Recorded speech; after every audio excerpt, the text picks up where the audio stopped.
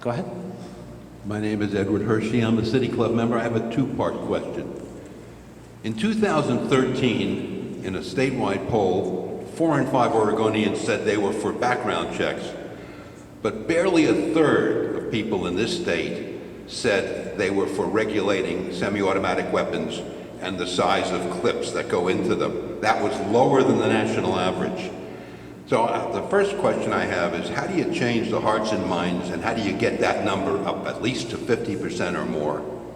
And the second question I have is, most law enforcement people I've talked to over the years are strong advocates for more gun control.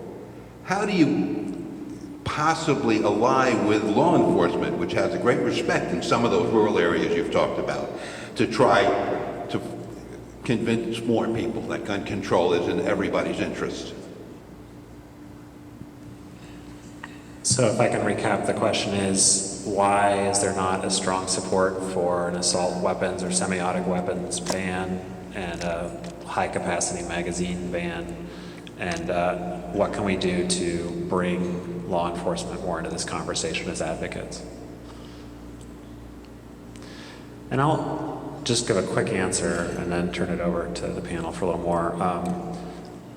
The idea that everyone should have to undergo a background check to make sure they can legally own a gun before they buy that gun is a fairly intuitive concept for most folks. And I think conversations about prohibiting certain types of weapons or certain capacity of ammo is not a conversation that's been as well developed.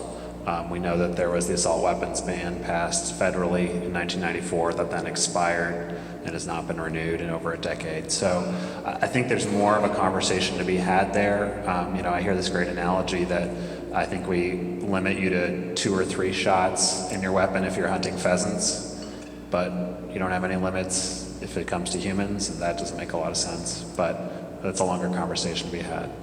I don't know if folks have much to add. I think we're very fortunate in Oregon to have many different organizations who work on this issue, because that's what it's going to take to make the kind of change we need to make. So I would say we have the benefit of the Oregon Alliance, which is an umbrella organization that brings all of the different groups working on this issue around the table, including faith groups, including people who are reaching out to law enforcement, including gun owners.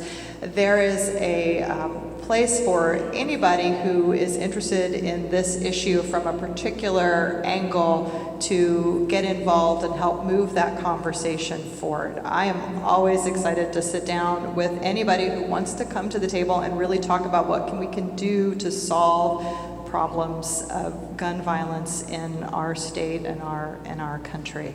So I think there are a lot of different groups working on this. I think those conversations are continuing, and what makes the difference is getting involved and finding the right fit for you, where you can reach out to the people who you think most need to hear this message.